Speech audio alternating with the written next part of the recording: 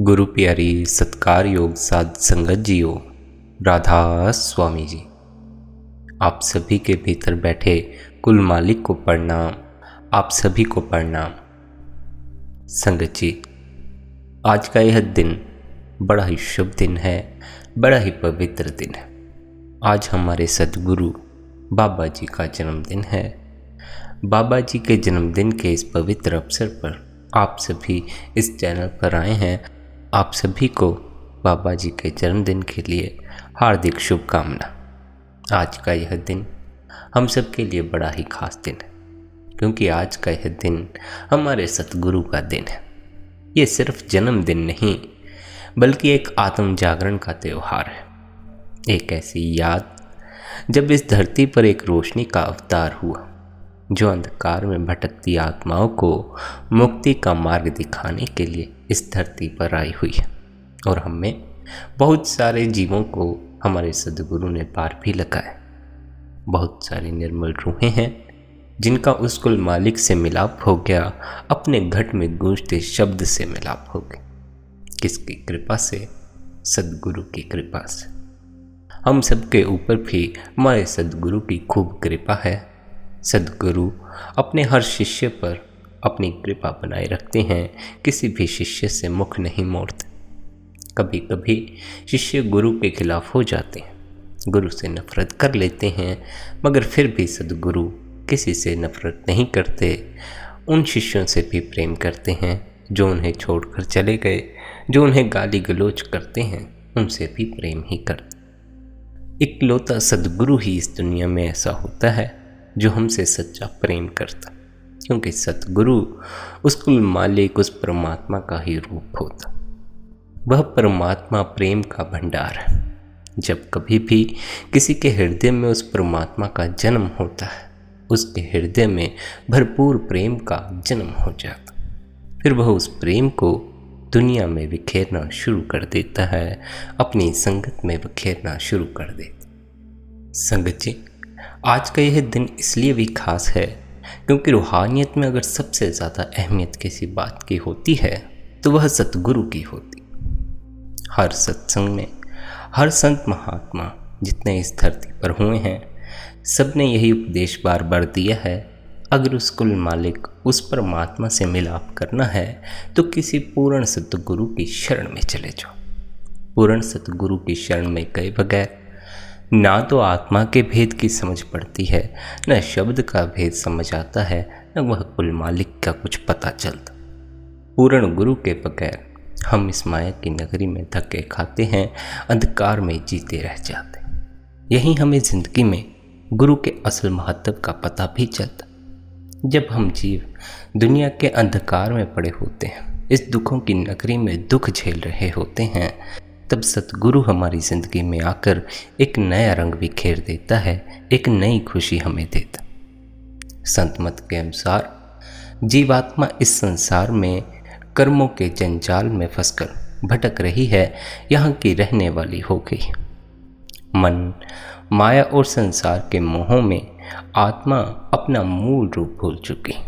हमें अपने असल की पहचान नहीं रही।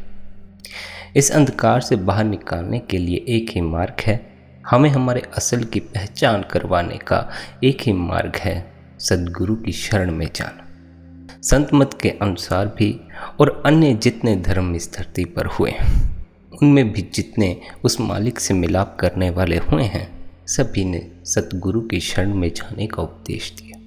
यही उपदेश हमारे सतगुरु भी अक्सर दिया करते हैं कि हमारा जो उस कुल मालिक से मिलाप हुआ, अगर हमने अपने घट में शब्द सुना तो किसकी कृपा से? अपने सतगुरु की कृपा से। इस दुनिया में कभी भी कोई ऐसा नहीं हुआ जिसने उस मालिक से मिलाप करने के बाद ऐसा कहा हो कि मैं तो अकेला ही चला था और अकेला ही पहुंच गया। जितने भी पहुंचे हैं सब सतगुरु की कृपा से पहुंचे, क्योंकि सतगुरु के मिलने से पहले हमें असल की कोई समझ नहीं होती। हम अपनी अकल से ही परमात्मा को जानने की कोशिश करते हैं, इस दुनिया के रहस्यों को समझने की कोशिश करते हैं। दुनिया के रहस्य तो फिर भी अकल से समझ आ जाते हैं, लेकिन जो रूहानियत के रहस्य, ये कभी भी अकल से सीखे नहीं जा सकते, इनको अनुभव किया जा सकता। अक्सर आप बाबा जी को बोलते भी सुनते हैं, रूहानियत में हमें कुछ भी हासिल नहीं करना है, बल्कि हमें महसूस करना, वह सब जो हमारी भलाई के लिए है, वह सब कुछ हमारे भीतर उस कुल मालिक ने पहले से रखा हुआ। हम सोचते हैं हमारी ज़िंदगी में इतना दुख है, इतनी परेशानियां हैं, इन सब का निवारण क्या है? हमें नहीं पता, लेकिन उस कुल मालिक ने इन सब का निवारण पहले ही हमारे भीतर रखा हुआ। उस कुल मालिक ने हमें सदा के लिए खुश रखने के लिए हमारे इस शरीर के भीतर नाम का अमृत रखा हुआ। जो भी जीव बाहर से अपने ख्याल को मोड़कर भीतर अपने ख्याल को इकट्ठा कर लेता है, वह नाम के अमृत को पीने के काबिल बन जाता। असल मुक्ति तो नाम में है, उस नाम में जो आत्मा के ऊपर चढ़े हुए सारे मैले पर्दे उतार देता। आत्मा इस दुनिया में भटक भटक कर बड़ी मैली हो चुकी है, कई मैले गिलाफ उड़े बैठी है। आज भी, कल भी, परसों भी रोज़ हम नए नए गिलाफ आत्मा के ऊपर चढ़ाते जाते। रोज़ हम वह होते जा रहे हैं जो कि हमारी असलियत नहीं है। हमारा असल होना क्या है? कई बार फरमाया गया है, कई बार आगे भी यही फरमाया जाएगा कि हमारा असल होना हमारी आत्मा है। हमें अगर मनुष्य जन्म दिया जाता है तो इसीलिए दिया जाता है ताकि हम अपनी आत्मा की पहचान कर सकें। मनुष्य जन्म के अलावा अन्य जितने भी योनियां हैं, उनमें से किसी भी योनि में जाकर हम उस कुल मालिक, उस परमात्मा से मिलाप नहीं कर सकते। अन्य किसी भी योनि में हम सद्गुरु की सेवा नहीं कर सकते, सद्गुरु से नाम के भेद को समझ नहीं सकते। पशु पक्षी कहाँ ध्यान में बैठते हैं, जानवर कहाँ ध्यान में बैठते हैं। मनुष्य इकलौता ऐसा है जो ध्यान में बैठ सकता है, उस मालिक के आगे पूजा प्रार्थना कर सकता है, अपने सतगुरु की सेवा कर सकता। सतगुरु की सेवा से ऊंचा कर्तव्य इस दुनिया में कोई और नहीं होता। क्यों?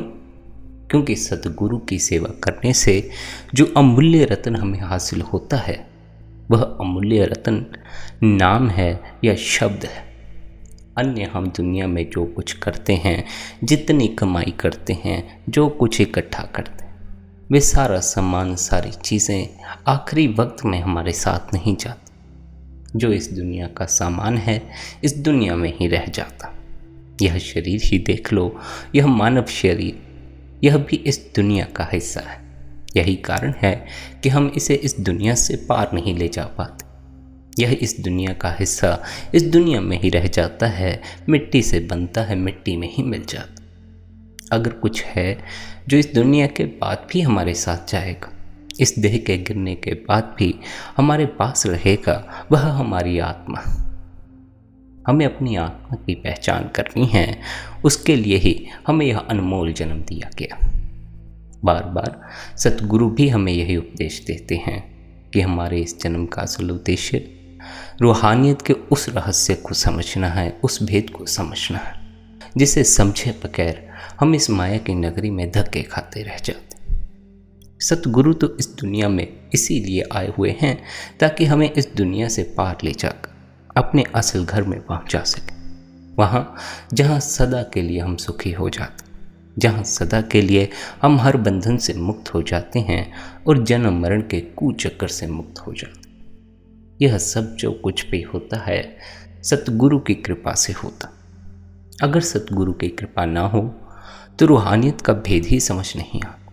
फिर हम इसी उलझन में पड़े रहते हैं कि इस मार्ग पर चलने का मतलब क्या है, अपने अंदर देखने का मतलब क्या है, ध्यान में बैठने से क्या होने वाला। इन सब सवालों के जवाब हमें तब तक नहीं मिलेंगे जब तक हम पूछना बंद करके ध्यान में बैठना शुरू नहीं करेंगे।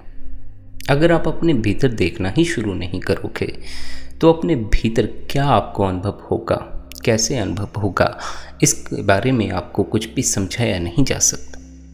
अपने अंदर देखने का तो एक सीधा सा रास्ता है, आंख बंद करो और भीतर सब दिखाई देने लग जाता। पहले तो मन ही दिखाई पड़ता है, मन के ये विचार दिखाई पड़ते हैं जो हमें ज़्यादा गहरे जाने नहीं देते। मन बार बार हमें भीतर उतरने से रोकता है और बार बार बाहर फेंक देता। ऐसी उलझन में बहुत से जीव निराश हो जाते हैं। ध्यान की गहराई का तो अनुभव नहीं होता, मन की कलह दुगनी हो जाती है।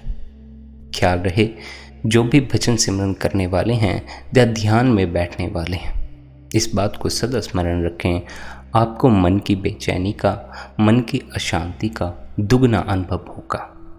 साधारण जीव को मन की भी खबर नहीं लगती है कि उसके भीतर मन बोल रहा है, पर जब कोई ध्यान करना शुरू करता है, भजन सिमरन करना शुरू करता है, उसे मन के होने का भी अनुभव होना शुरू हो जाता। उसे पता लगने लगता है मेरे भीतर विचारों की दौड़ चली हुई।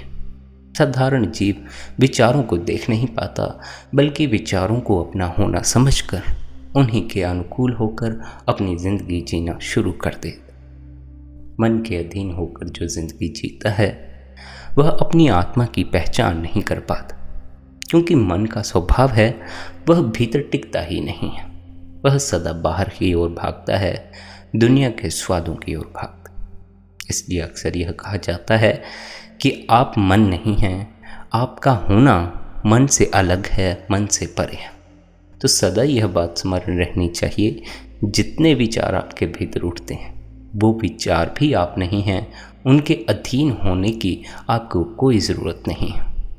अगर आपके भीतर काम का कोई विचार उठता है और आप उसी क्षण उसके अधीन हो जाते हैं, तब बात और हो जाती। पर अगर आपके भीतर काम का विचार उठे और आप शांत होकर बैठे रहें, उस विचार के अधीन न होकर उसके दृष्टा बने, उसके साक्षी बने, तो वह विचार कुछ ही देर में गिरकर चूर हो जाएगा और कुछ ही देर में आपके भीतर काम वासना विलीन हो जाएगी, भीतर शांति पैदा हो जाएगी। सब कुछ हमारे भीतर सहजे सहजे ही होना शुरू हो जाता है अगर हम शांत होकर बैठने की कला सीख जाएं। यही तो संत महात्मा हमें कितने वर्षों से सिखाते आए हैं, कितने अरसे से कह रहे हैं, शांत होकर बैठो, अपने भीतर धुन सुनाई पड़ना शुरू हो जाए। बस हम शांत होकर बैठने को राजी नहीं होते।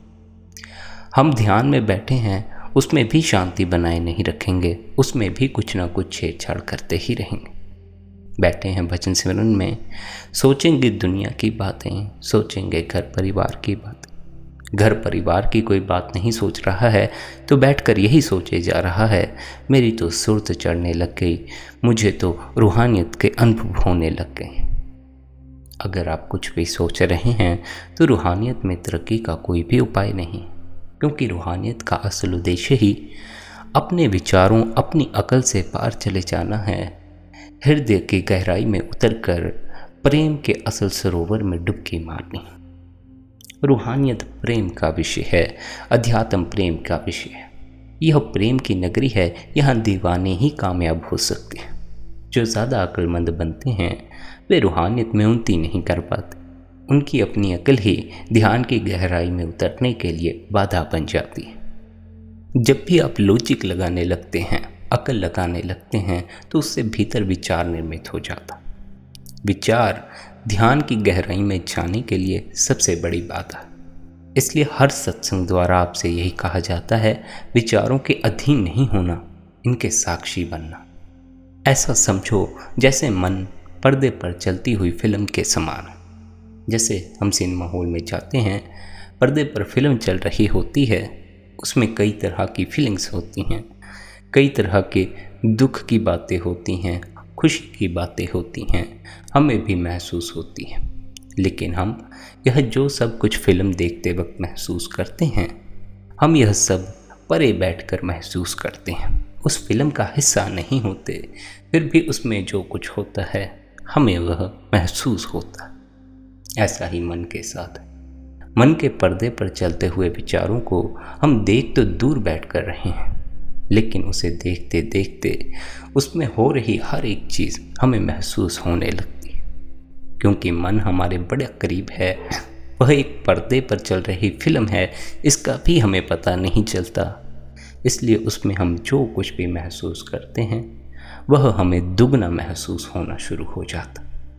मन में अगर ज़रा सा दुख भरा होगा तो हमें असल ज़िंदगी में दुगना दुख महसूस होना शुरू हो जाएगा। लेकिन हमें इस बात को कभी नहीं भूलना कि यह सब मन के पर्दे पर चल रही फिल्म के समान है। हम दूर बैठकर इन विचारों को देखने वाले, भूल में पड़कर हम इन विचारों को अपना असल होना समझकर इनके अधीन होकर इनके अनुसार जीना शुरू कर देते।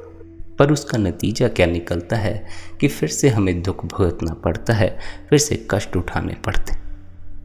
जब जीव घोर अंधकार से घिरा हुआ होता है, दुखों और मुसीबतों से घिरा होता है, ऐसे वक्त में उसके लिए सबसे ज़्यादा काम क्या पड़ता है? सतगुरु से मिला हुआ नामदान। नामदान जीवन का एक नया आरंभ है। बाबा जी द्वारा प्राप्त हुआ नाम एक ऐसी चाबी है जो हमें इस संसार की जंजीरों से मुक्त करा सकती है।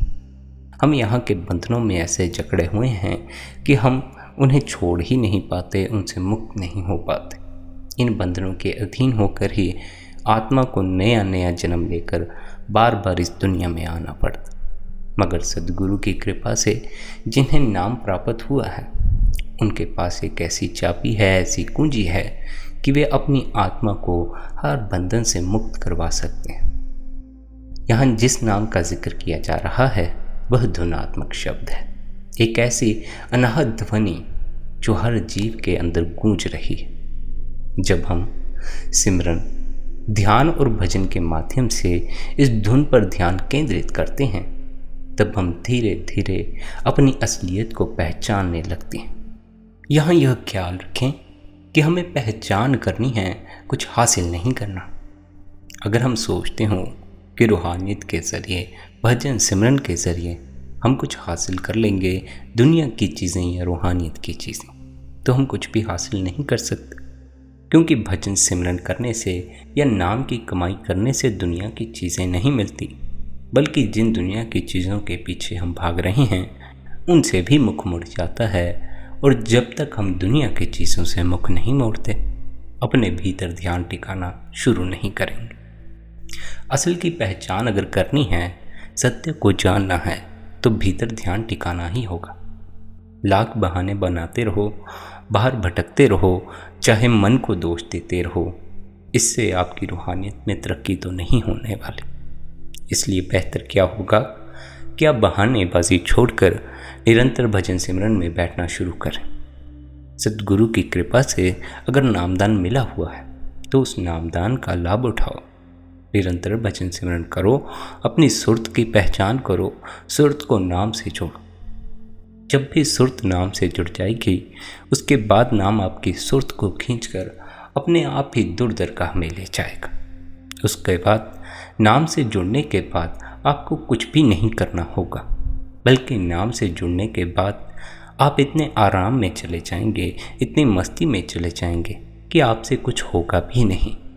फिर अगर आपको कहा भी जाए कुछ कर लो, भजन सिमरन कर लो, आप वह भी नहीं कर पाएंगे, क्योंकि मस्ती खुमार ही इतना चढ़ा हुआ होता।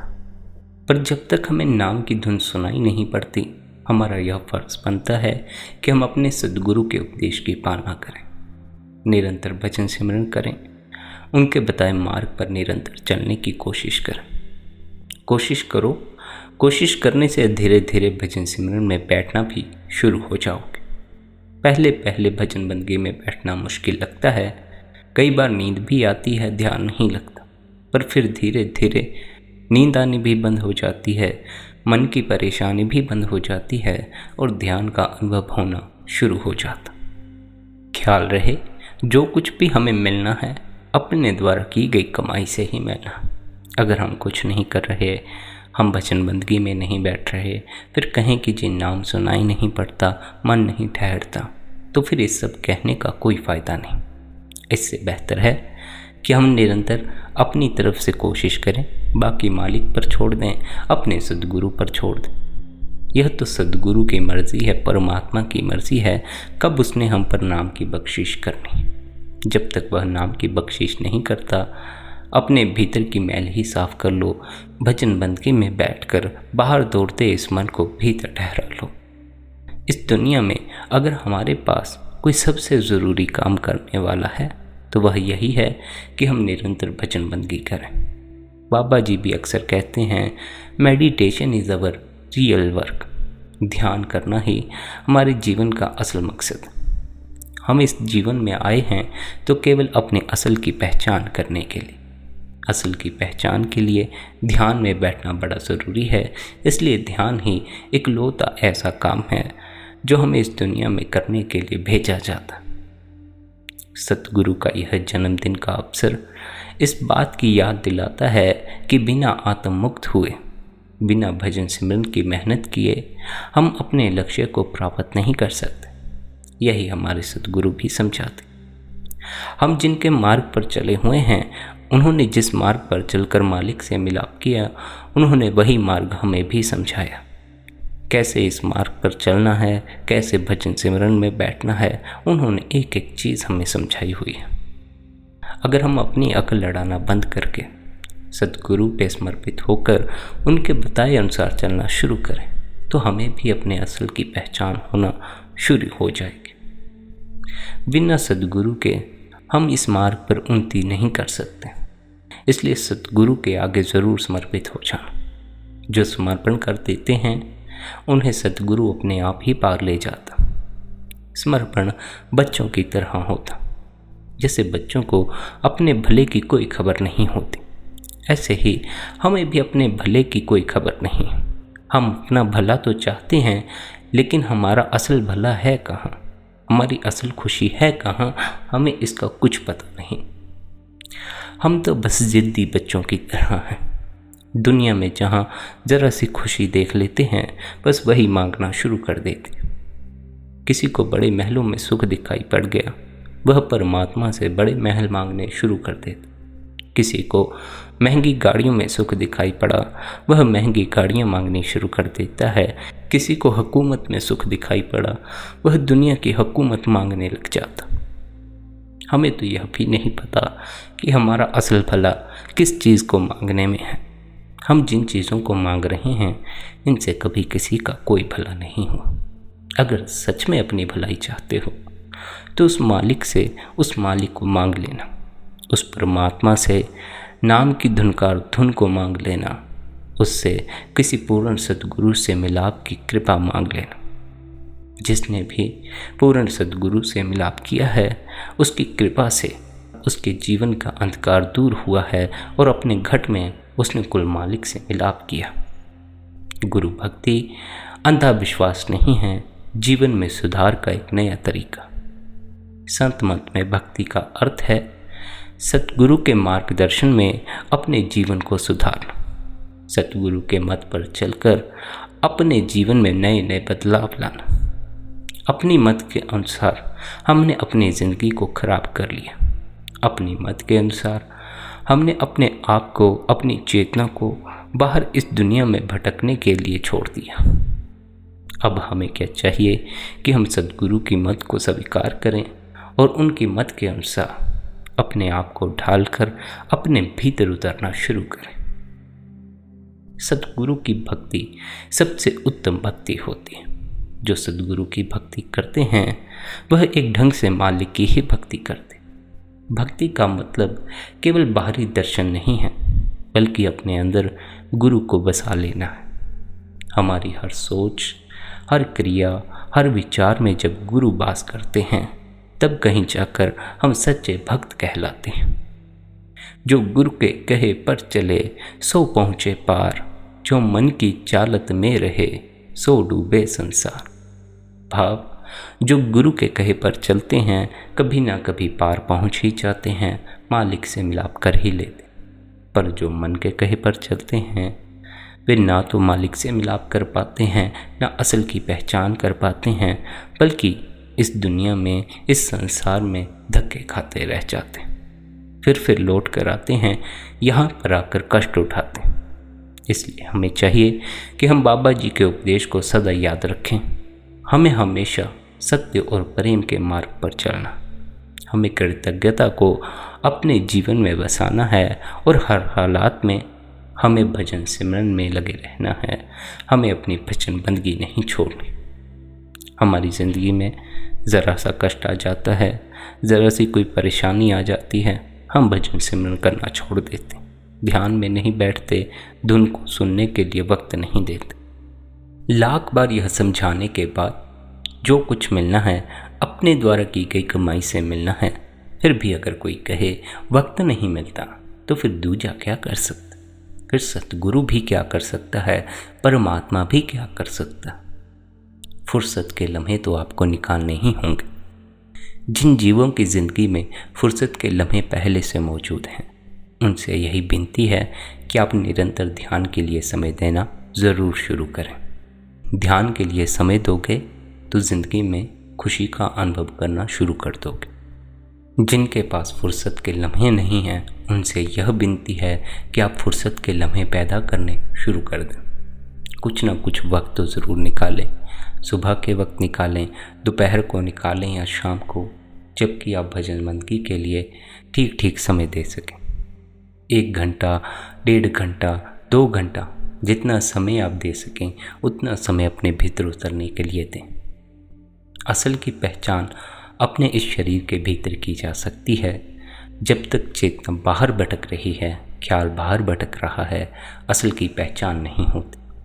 बाबा जी का भी यही उपदेश है, हमें बाहर से अपने ख्याल को मोड़कर भीतर तीसरे तिल पर इकट्ठा करना। तीसरे तिल से रूहानियत की असल यात्रा शुरू होती। उससे नीचे नीचे दुनिया की यात्रा है, हम दुनिया में ही फंसे रहे। तीसरे तिल पर ध्यान को एकाग्र करने के लिए हमें निरंतर भजन सिमरन में बैठना चाहिए, और भजन सिमरन में बैठने के बाद हमें 1 घंटा, 1.5 घंटा शांत ही रहना चाहिए। फिर से दुनिया की बातें करनी शुरू नहीं कर देनी चाहिए।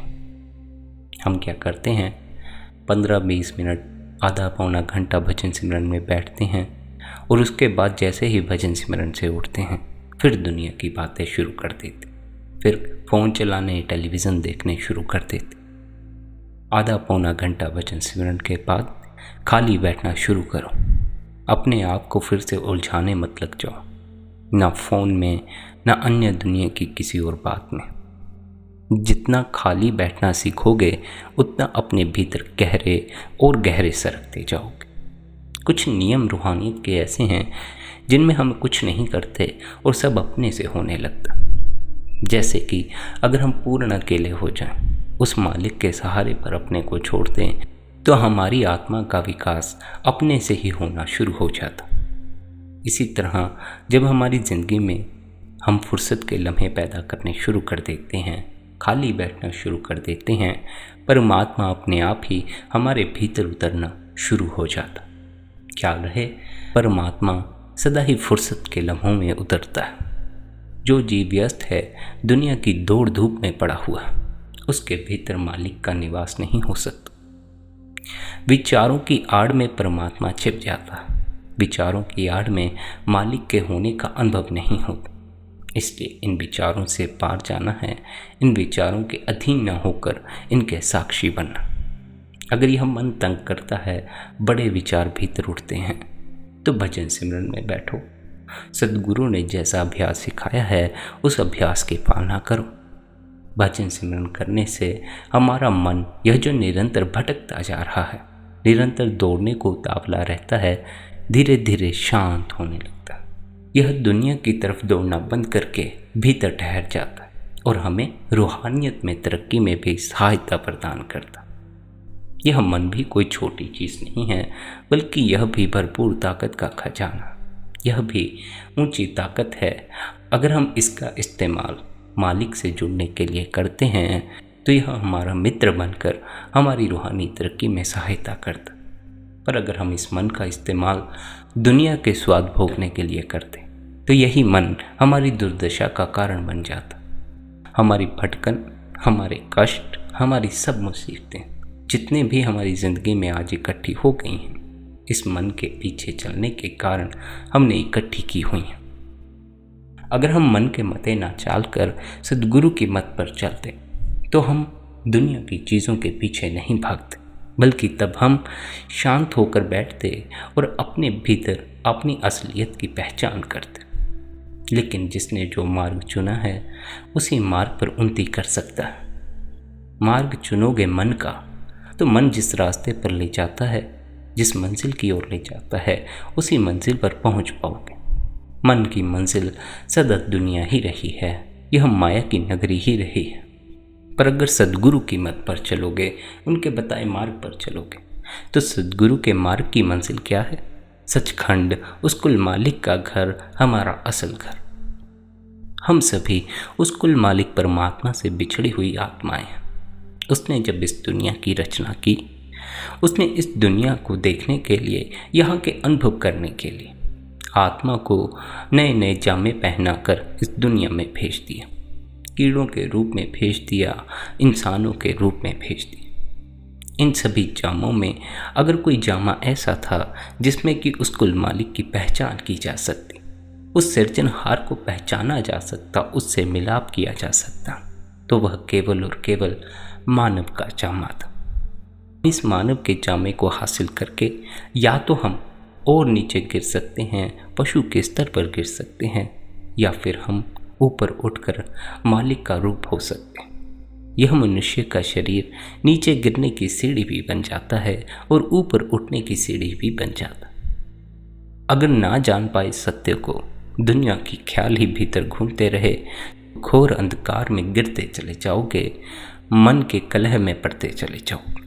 पर अगर निरंतर भजन बंदगी करोगे, निरंतर ध्यान में बैठोगे, तो धीरे धीरे सुरत ऊपर उठेगी और इन सभी विकारों से, इन सभी कलह कलेह से ऊपर उठकर आनंद का अनुभव करोगे। यही आपके सद्गुरु का आप सभी को उपदेश है। और आज उनके जन्मदिन के अवसर पर उनके इस उपदेश को ज़रूर याद रखें कि हमारा इस ज़िंदगी में आने का एक लौता मकसद अपनी सुरत की पहचान करना और उस सुरत को नाम से जोड़कर कुल मालिक से मिलाप कर लेना। इस मिलाप के लिए हमें निरंतर भजन बंदगी करनी है, निरंतर भजन बंदगी के लिए वक्त निकालना। अगर फुर्सत के लम्हे पैदा ना कर सको, भजन बंदगी के लिए वक्त ना निकाल सको, तो यह बात स्मरण रखना, फिर रूहानियत में तरक्की का और क्या उपाय रह जाता। अगर आप ध्यान में बैठ ही नहीं रहे, तो ध्यान की गहराई में जो अनुभव होंगे वो आप कर कैसे पाएंगे? बिना ध्यान में बैठे तो अंतस का कुछ भी अनुभव में आने नहीं वाला। जैसे आंख खोलने पर बाहर का जगत दिखाई पड़ता है, ऐसे ही आंख बंद करने पर भीतर का जगत भी दिखाई पड़ता है। देखने वाली आंख चाहिए। अभी जो आंख है वह द्वैत में बटी हुई आंख है, इसलिए जो कुछ भी हमें दिखाई पड़ता है अपने से अलग दिखाई पड़ता है, अपना मालूम नहीं पड़ता, दो में बढ़ जाता। परमात्मा भी अलग हो जाता है, हम भी अलग हो जाते। सतगुरु भी अलग हो जाता है, हम भी अलग हो जाते। इस दुनिया में कुछ भी हमसे अलग नहीं है। जो कुछ है सब कुछ एक से ही निकलता है और उस एक में ही फिर लौट कर समा जाता। अगर सतगुरु परमात्मा का रूप है तो हम भी परमात्मा का ही रूप हैं। हम भी उस परमात्मा से अलग नहीं हैं, हम भी उस सतगुरु से अलग नहीं। यही याद दिलाने सतगुरु हमारे बीच में आता, बार बार हमें समझाता है कि ऐ प्यारे, तू भी उस मालिक का रूप है, उसी का बच्चा। वह परमात्मा तुझसे भी उतना प्यार करता है जितना वह मुझसे करता। परमात्मा किसी के साथ किसी तरह का कोई भेदभाव नहीं करता। जो भी उस मालिक की ओर चलता है वह उस मालिक से मिलाप ज़रूर करता है।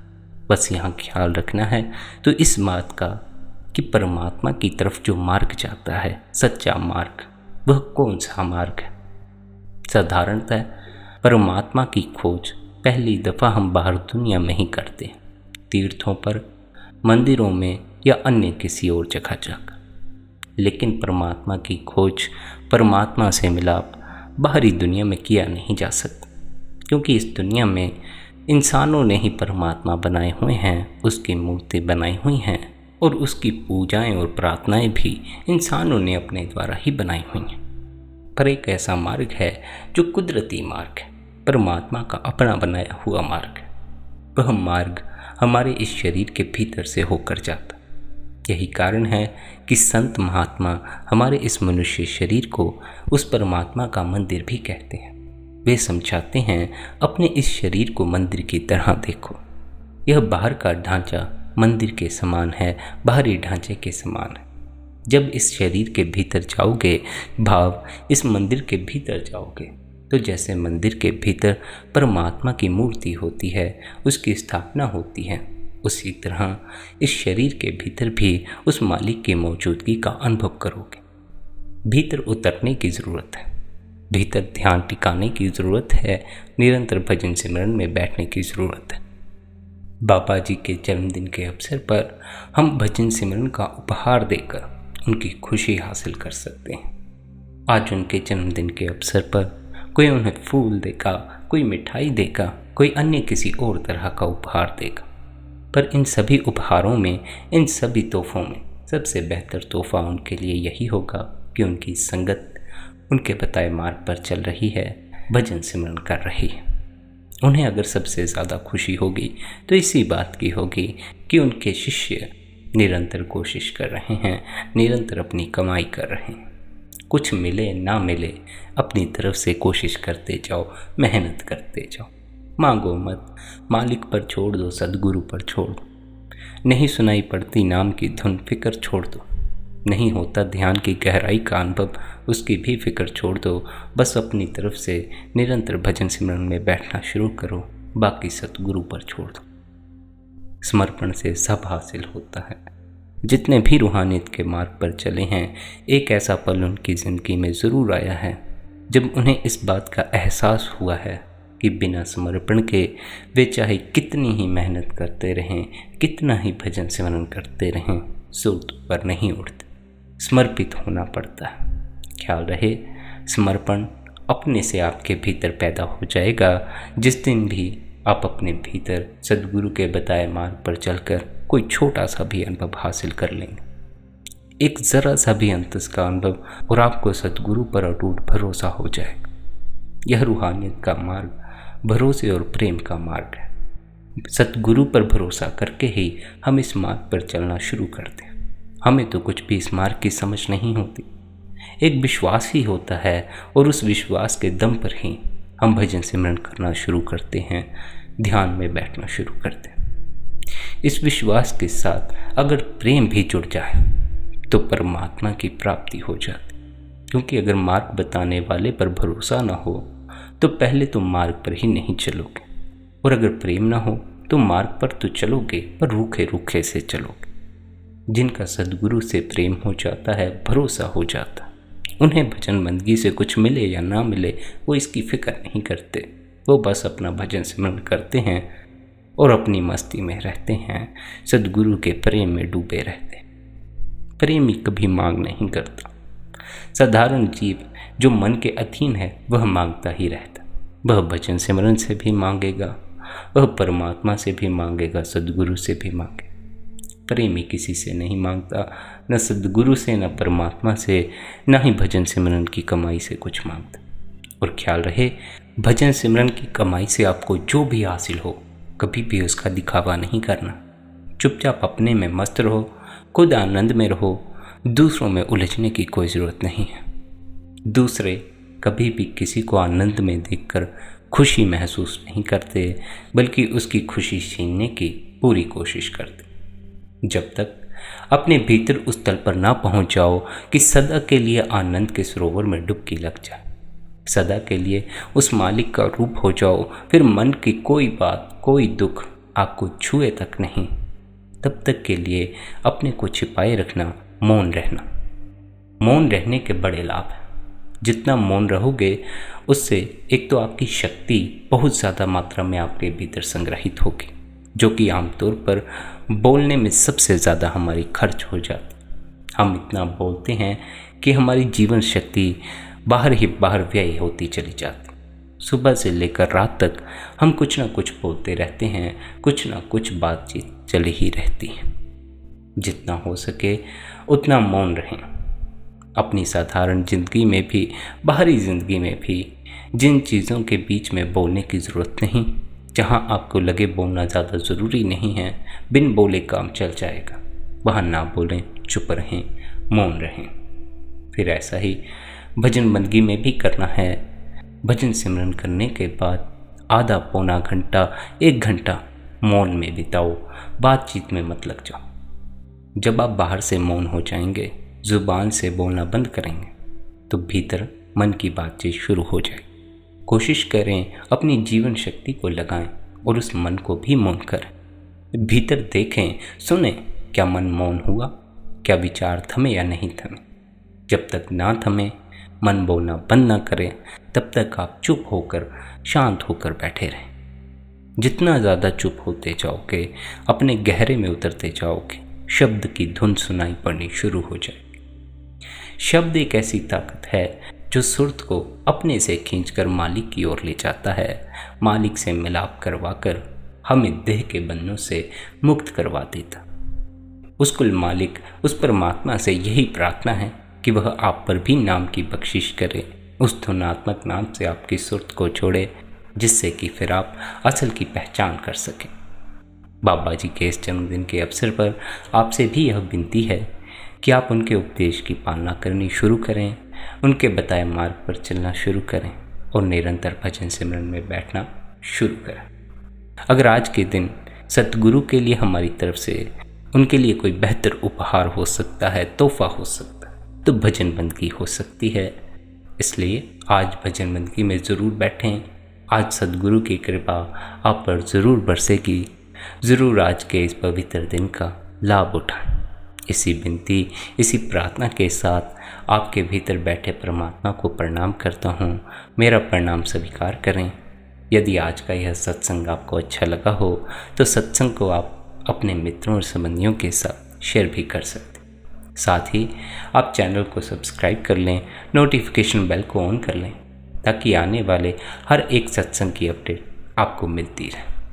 इसी के साथ सत्संग को यहीं पर विश्राम देते हैं। राधा स्वामी जी।